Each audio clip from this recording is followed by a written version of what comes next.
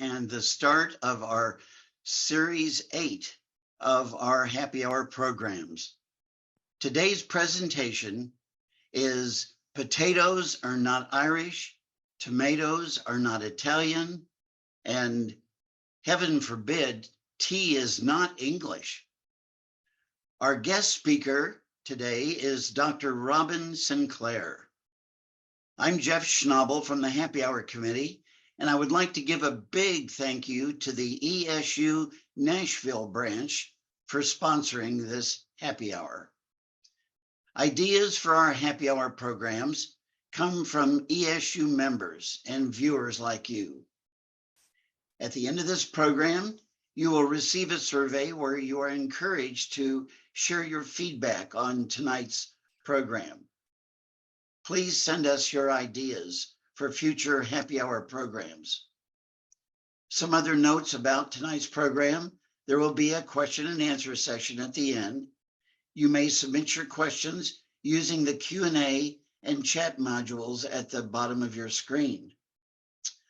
Tonight, I am happy to report that we have over 234 registered to tonight's program. And I would like to give a big shout out to the branches with the most registered members tonight. Those branches are Central Florida, Greenwich, and Atlanta. Our guest speaker, Dr. Robin Sinclair, has taught English and American literature, as well as comparative religion and philosophy at several universities. She holds a PhD as well as a graduate certificate in fine arts. Robin has taught many courses in composition, as well as history and content of literature.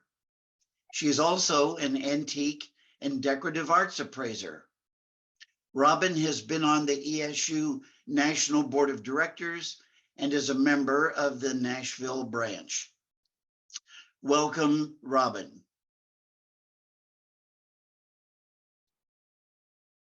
Thank you. Can you hear me? Okay, now we start. There we are. Okay, is it all right now? Can you all see? Can you hear me? Yes, Robin, we can see it and we can hear you. Thank you. Okay, thank you. The discussion tonight is potatoes are not Irish, tomatoes are not Italian, tea is not English. And by the way, pineapples are not Hawaiian, or why we play bagpipes at 9/11 memorials. Now, when we started discussing this topic, a number of people asked me, are you sure? Well, just stick with me. The facts are historically true and intimately connected. I'm going to be covering a lot of history, so we have to move fast. And I'm also not going to deal with issues of right and wrong, but simply with historical fact. So let's start with European, especially Spanish and Portuguese exploration. Here we are. Let us imagine that we are in Spain or Portugal, and we want to go all the way to India and China. Well, what do we immediately see? I want you to look at this map as if you've never seen it before. And what you will see is that you have to go all the way around this great big thing called Africa. And it's long and it's huge. And the Spanish and the Portuguese did just that. They started out and they would make little expeditions, little voyages down the coast, down the coast, down the coast, until they finally got to the Cape of Good Hope, which is named the Cape of Good Hope because they had good hope they would get around Africa.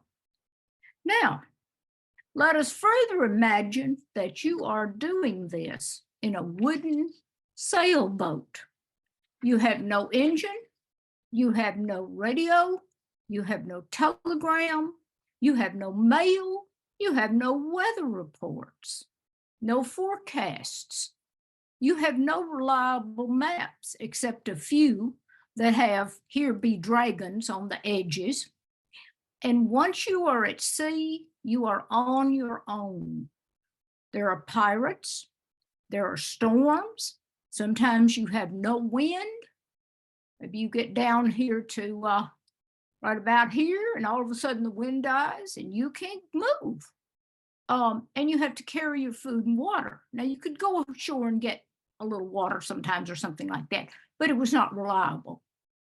And then it took 2 years or more, and some ships just disappeared and never were heard of again. That, by the way, is the origin of the saying, "I'll do this when my ship comes in," or "if my ship comes in." Many ships didn't.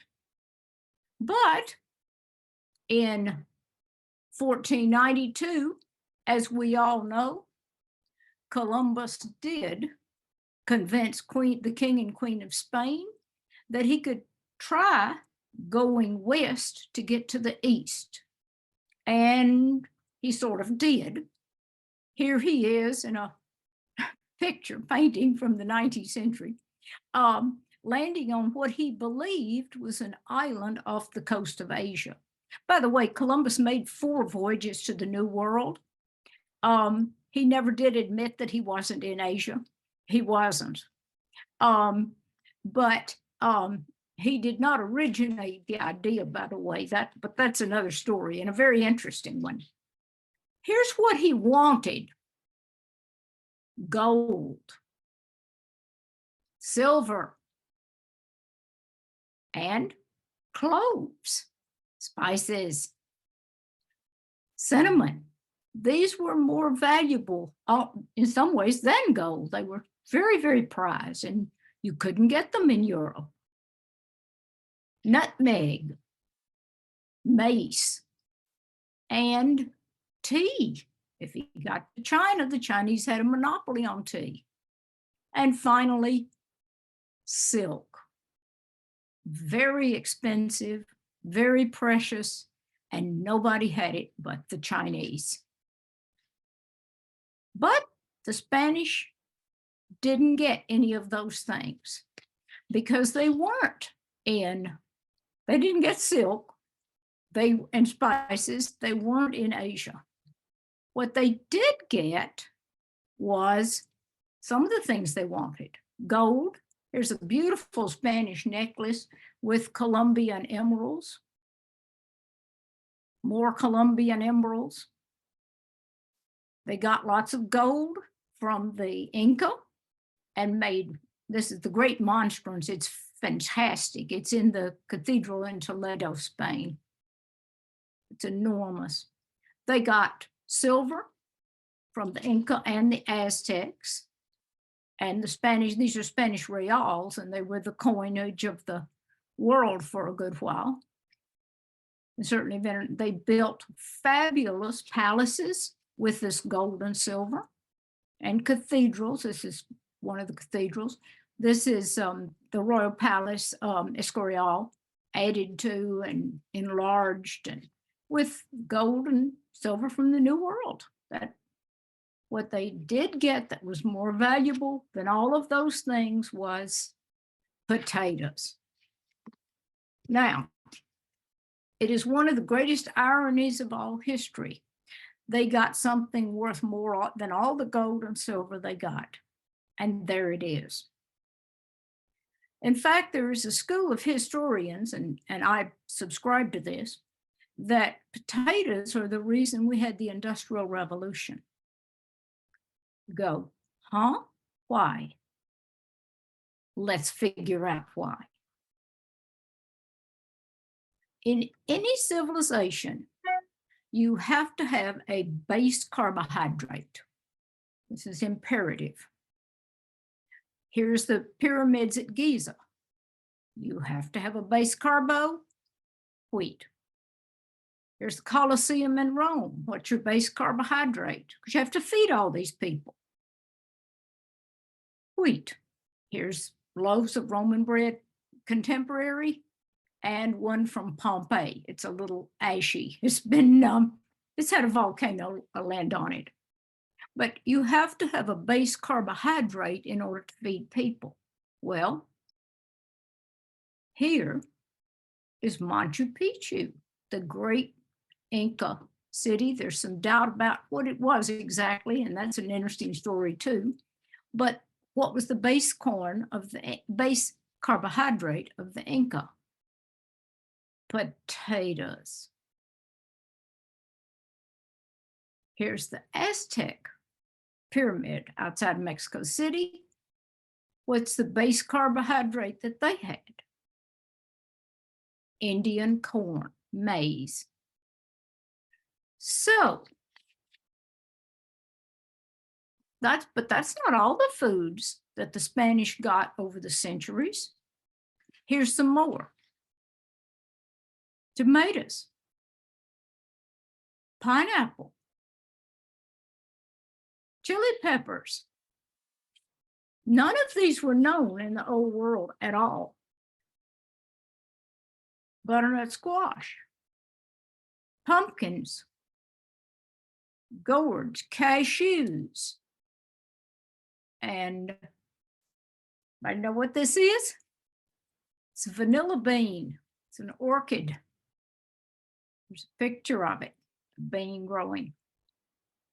And the cocoa plant, coke tree. These are the pods inside. The seeds become chocolate.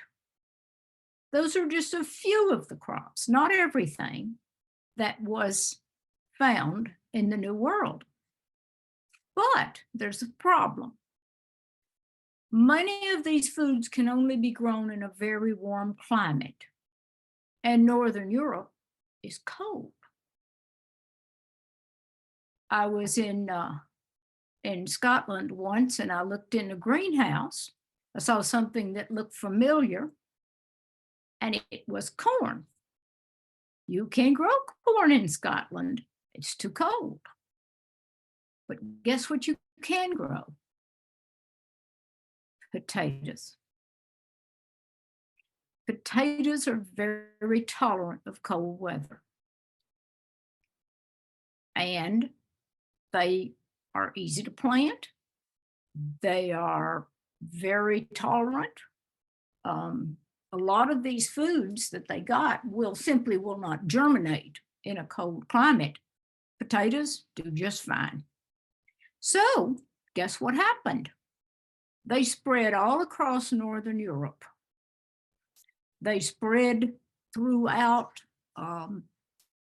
France, England, Germany, Holland, Russia, and they became the base carbohydrate for Europe. And why? Well, they have more nutrition than wheat, and they have 2 to 4 times more calories per acre. So you can have a very small patch of potatoes and get a lot of nutrition out of it. And they also don't have to be ground. You just dig them up. Wheat has to be ground. So guess what happened? More nutrition means more babies. More people are born. More babies survive because they're not starving. They're not nutritionally deficient. And when you have more population, guess what that more population can do? They can go to work. And just about to turn from the 18th century to the 19th century, in England, you are starting to have water-powered mills. Now, these water-powered mills, which had existed since the Middle Ages, but they become more refined, they become more used, and you can hook them up to looms. And all of a sudden, you can make cloth, not just with human hand power, but with machine power. Now, you still had to have people to work the looms and do things, but the production level went way up. And this is the beginning of the Industrial Revolution. By the way, that's why all of these things are called mills, because they started with water mills, grist mills. And here we have a picture of a 1830s, 20s, 30s, 40s mill in England. If you look at the straps up here, but this is the way it's being run, is with these straps are working the looms. By the way, that also explains the England's voracious need for cotton from America. This fuels the cotton boom. So the potato, which grew more people, meant you had people to work the mills, and the mills needed to be fed with cotton, and they could turn a lot of it out. And here's a mill town in England.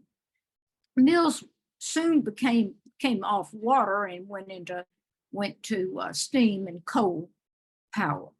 And here's a mill town somewhere between 1810, 1820, 1840, maybe a tiny bit, 1780, right in that turn of the century period. Now, as I said, potatoes were planted all over Europe, Northern Europe. But there was one country that really became synonymous with the potato, and that's Ireland. And as you notice, our talk is potatoes are not Irish. And we say Irish potatoes all the time. The Irish grew potatoes enormously. They planted them everywhere. They were very fond of them. And they were particularly fond, every little family had a little potato plot. They were particularly fond of a type of potato variety called, I am not making this up, the lumper. Now, lumper potatoes are very flaky. They're very nutrient dense. They're very carbohydrate rich, and they planted it everywhere. They did not know what can happen with a monoculture. And in 1845, tragedy struck. Here's the lumper potato. Here's the lumper potato with the potato blight. The potato blight struck in 1845, and it decimated the potato crop. And because the Irish were so dependent on potatoes, they started to starve. And this is a contemporary engraving of Irish people, children, out trying to get grass to eat. And it raged, the potato famine raged from 1845 to 1849. About, and we can't be absolutely sure, but about 1 million Irish starved to death because of the potato famine. It's just unbelievable to us what happened. And remember, this is before you can't fly a flight with a pallet of food on it to Ireland. You're in 1845. You don't have communication. You don't have some of the tools that we have today at all. So what did the Irish do? Well, they got on old ships, literally called coffin ships. They were almost derelict ships. And in miserable conditions, they immigrated to America to escape starvation with nothing but the clothes on their backs. And this just gives you a picture of the crowding and the misery on board those ships. And remember, again, these ships, they don't have stabilizers. They don't have nice food. They toss around in the water. And because the shortest trip, remember the Irish are desperately poor. So the shortest trip was from Ireland to Boston and New York City. And that's where they landed. And that's why we have a large population of Irish in Boston and New York, and some in Philadelphia as well. But that was the closest port.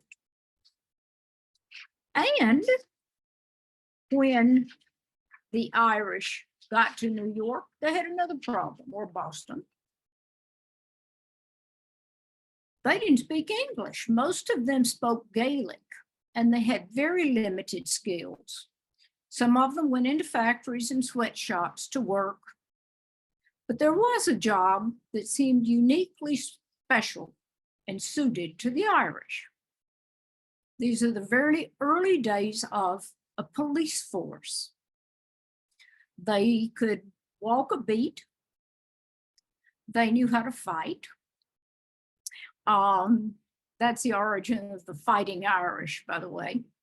And so many of them became policemen. And that's why in the old movies, the policeman will say things like, "Sure, and I'll do it." You know, they were Irish. They're identified as policemen. They also became firemen in those early days of firefighting.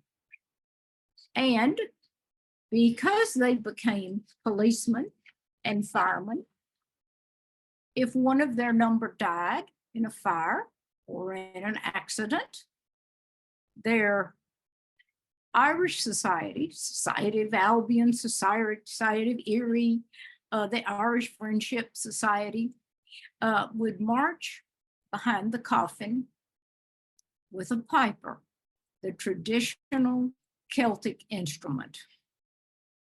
And that is why here is the last 9/11 of 2023 celebration or memorial, and they are playing pipes. And this is a picture. And I thought I would let you hear just the pipes.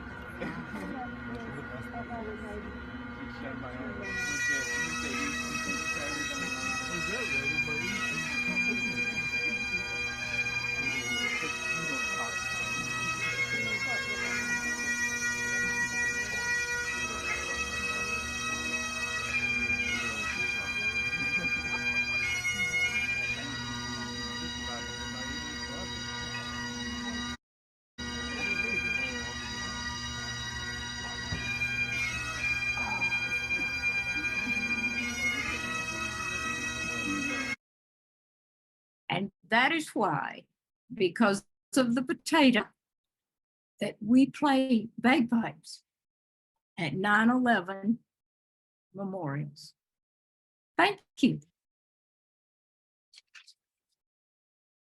Well, thank you, Robin. That was a fascinating look at the age of European exploration and how it affected the discovery of so many things that we take for granted.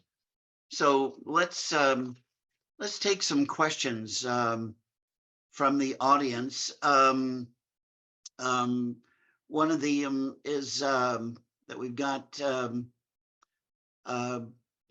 talks about coffee, where it came from, and they're saying that came from Abyssinia. Is that an accurate? Yes, Origin? yes, that's absolutely accurate. We think it came from Yemen, from possibly Ethiopia, but it is a North African, it is, it's an African drink. This is why tea, which had to come from China, and as you looked at the global map, it took so much longer time. Tea was so much more valuable. It was a little easier to get to Africa and to Northern Africa, and it was traded by the Arabs. So there was a trade route. There were trade routes across the Mediterranean. So yes, that's where coffee comes from. And the coffee houses, by the way, of London One of the coffee houses was named Lloyd's. And that is the foundation, the beginning of insurance. Lloyd's of London was a coffee house. Interesting. All right. Back to the potato famine. Why was Ireland in particular affected so much by the potato famine? Because they had such small plots, they had very small land holdings. And that had to do with the inheritance laws in the country. You had a population of peasants who, I mean, this was not uncommon, that peasants were on the edge of starvation. They had a cow, they had a little plot, but the Irish were particularly affected because they had such small areas, small rocky fields, and they would have a little potato plot. You still see those. I was in Scotland, been in Scotland many times, and there's a little potato plot in front of the house where you plant your potatoes. So, but the Irish were particularly affected because of the size of their holdings and the fact that they were, you know, they could live, but until the potato, they were on the verge. The potatoes made them better. So, okay. All right. Well, one question, I'll kind of combine a couple of questions here. Why didn't the British help Ireland during the potato famine, since they were a lot closer than America at the time? well, my understanding, now I'm not deeply read on this subject, but my understanding is that there were some efforts to do that. But the magnitude of the problem was overwhelming. But I also think this is an important historical fact. We cannot, nowadays, we could load up 4 or 5 cargo ships, put some pallets of food on it and send it. This was not possible in 1845. You didn't know about it. Word traveled more slowly. It was harder to get things put together. There was, as I understand, some effort to help, but it was minimal. And the fact that we simply don't know how many people starved, the closest estimate we can come up with is 1 million, but we cannot be sure of the number. Well, why didn't Ireland plant other kinds of potatoes that were disease-free? Well, they tried to afterward, but again, with same problem. Historically, they didn't know what a monoculture did. We do now. We understand so much more about how a monoculture can be completely wiped out if you get the right disease, as happened with American chestnut. A number of plants have been almost wiped out simply because you had one variety. There were many varieties of potatoes that the Inca had. And that's where the purple potatoes and those other colors and sizes and types, you see them now in grocery stores some. I see them at Whole Foods sometime or something like that. And that variety of potato keeps you from getting the blight. But the Irish were desperate for calories. The lumper potato was great, and it was just fine until the blight hit. And then crash. One question is, how did the potato famine affect the Industrial Revolution? Oh, okay. Well, the way that the connection is that the potato famine, not the potato famine. Oh, I know what you're asking. You're saying, did it harm it? Yes, Right. it did some. Yes, there were fewer because 1 million Irish starved and a lot of them immigrated. So sure, you had some fewer laborers, but the same exact thing, the growth of the potato and better nutrition, which it provided better nutrition, increased population in England too, where they were not quite so dependent on the monoculture. And they had lots and lots of people to work in factories. They also worked, and I think we need to accept this, they worked children. Children worked in factories, mills all the time. So there were people to take up the slack.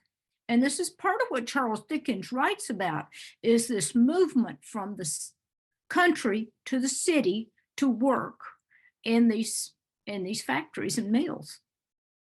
In fact, there's a wonderful book, Hard Times, I believe. His novel Hard Times is about that, about working in factories. And Okay, great. Talking now about tomatoes. I mean, if tomatoes are not, Italian, where did tomatoes come from? they came from the New World. They came, all of those nightshade plants, the tomatoes and there's 2 or 3 others that were not known. Peppers, I think peppers are nightshade. They were not known in the old world, but they grew well in Italy. That's the other thing we have to think about. In Italy, it was warmer, so tomatoes really took off in Italy and Spain and the southern part of Europe. Those really took off. And some things like pineapples, for instance, couldn't take off at all in Europe because it was too cold. You couldn't grow them. You have to have a more tropical climate. Same thing happened with sugarcane. You simply can't. It just won't grow in Europe. You need wet and warmer climate. So some of these great discoveries of plants were wonderful in America, but they were simply, Europe was too cold. Okay, now here is a sort of a comment rather than a question. He says Ireland was impacted because they were dependent upon only 1 or 2 types of potatoes. English landlords were very harsh, which left the Irish homeless. Yes, you had very small plots. You had very small plots that they had to live on. And that has to do with inheritance laws. It has to do with division of the fields. I'm not well read on that subject, but yes, that's true. That is true. The same thing happened in Scotland with the clearances, where they cleared the Scottish Highlanders off the land to raise sheep because they could make more money. It was somewhat similar, but this one, the Irish potato famine, was particularly one of pretty immediate starvation. And here's a question. I heard that the Irish workers still grew other vegetables on the British landowners' land, but those vegetables were mainly for exporting. I am not well read in that subject. I wish I were. Okay. I've heard that, but that's all I know about it. Okay. Let's see. Here's one here. Regarding the experience of the Irish in America, I was appalled to learn that they were regarded as little better than slaves. In fact, many employers preferred Irish to slaves since they did not have to be purchased. And if they died during work, there was no liability for employers, etc. Levees in New Orleans were built by Irish, not slaves. Yes. What is your thought on that?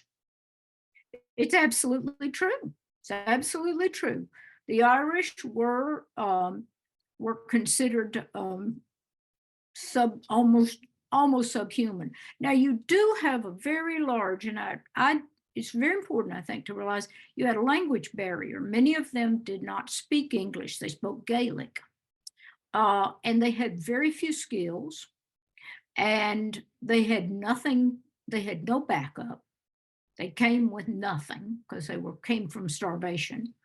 Yes, they were heavily worked, and they were worked in factories and as construction. Absolutely, this is completely true. Yes, And the North, my understanding is that the North, generally in the North, where they came, Boston and New York, that of course, you didn't have slaves by this period. 1845, you didn't have them in the North, and the Irish were perfect for hard labor, and that's what they did. Yes, absolutely, that's true. They Okay. were preferred. How easy was it for the Irish to actually enter the United States back in those days? It was fairly easy. This is just, I'm not sure of the year of Ellis Island, but Ellis Island is a little bit later that it was established as a major port, as a major. The Italian immigration goes through Ellis Island. Some of the Irish does too. But yeah, they could come in. They were wanted. America was hungry for workers. Absolutely, it was. And here is a comment. Are you aware that Sir Robert Peel, the Prime Minister, tried to help the Irish, but actually lost his office for trying to help the Irish? Also, the English were trying to take the rest of the land from the Irish to graze sheep. The same thing that happened in Scotland. Sheep would be more profitable than peasants. And that is completely true. And there was I am not as well read on that subject as I'd like to be, but I know that Peel did have some Irish relief. There was a great deal of talk about Irish relief in Parliament, and it was there was some done, but not anything like nothing like what we could do today. But I believe Peel did lose it over some of trying to help the Irish. Yes, I think he was out once over that. But I can't give you the dates and all that. I haven't read on that. Here's a comment. The English tried to help the Irish by reducing and abolishing tariffs on corn so it could be more freely imported into Ireland. But the Irish didn't really know how to use corn or wheat in preparing food, which obviously caused a lot of problems. Well, now, if that mean the corn laws are the 1840s, there was a big deal about the corn laws, but the term corn, we use the term to mean Indian maize, but the original term corn means wheat and barley, any grain. And the Irish would have known how to use wheat because that had been the staple, wheat and barley, of England and Scotland and Ireland forever.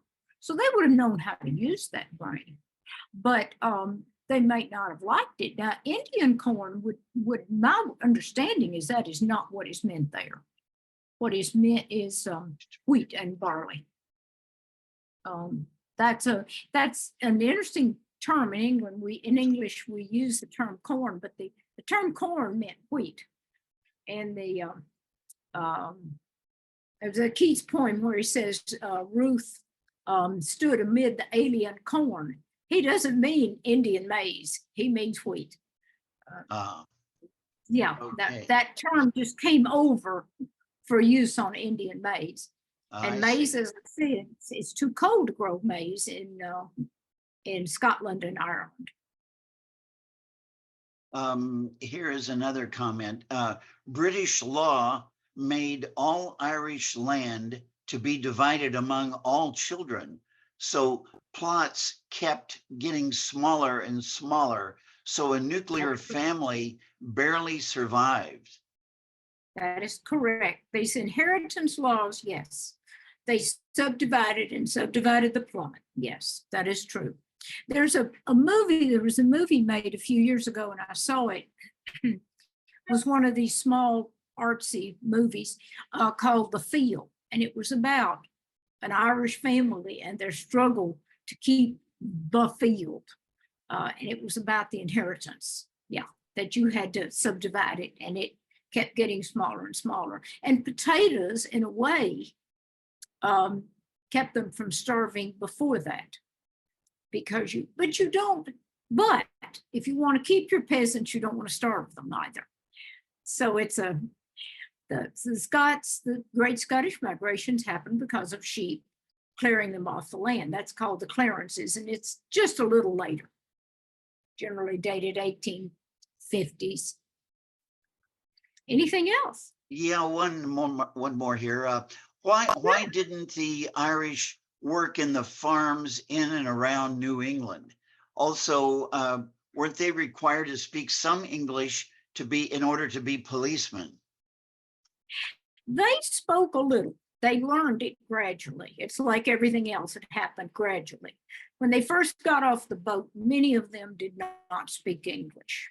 And that is one of the reasons you had these very strong friendship organizations, brotherhood organizations, to try to protect their interests. Why didn't they work on the farms in New England? Basically, they weren't wanted. The Irish congregated in the cities of Boston and Philadelphia and New York, primarily Boston and New York. And they formed little communities and scrabbled and scratched to get by. And one of the jobs, the Keystone Cops, one of the funny things, if you remember the silent movies and the cartoons of the Keystone Cops, they're Irish. Part of the thing is making fun of the Irish. And you make fun of the Irish because they're funny. Most people don't know Harpo Marx, the Marx Brothers. Harpo was supposed to be playing an Irishman. That's why he always wanted to fight. And he had the curly wig and all that. Yeah, that was one of the groups in New York that Chico played the Italian, Harpo played the Irish, and Groucho was supposed to be Jewish. And that was kind of a joke on those groups, how they behaved. Here's a question. Why didn't the Irish become fishermen and fish for their sustenance? Well, some did, I'm sure. I'm sure some did. But the fishing industry was primarily in New England, and it was already occupied by New England fishermen. So I wouldn't have thought they may have had some subsidiary jobs, but it would have been very difficult to get a foothold at first. Now, when we talk about the Irish as policemen and firemen, we're talking about the second generation, the first beginning of the end of the first generation, beginning of the second. It doesn't happen overnight. And we also have to remember that firemen and policemen in that period are still basic, really, that this is not a highly skilled job. Policemen, the firemen often pulled the little fire trucks, and you didn't have all the equipment you have now. It was a kind of a rough and ready job, and the Irish would take anything. Right. Okay, well, I think our time is almost over for today. So again, a big thanks to you, Robin, for bringing us a fun and interesting happy hour program. So what I'd like to do is our executive director, Karen Karpowicz, will have some concluding remarks. Hello, Karen. Hi, Robin, and you are just a treasure chest. I mean, we open you up and you are just wonderful things. You just come up with more and more and more. I think we could have gone on another hour. Thank you so much.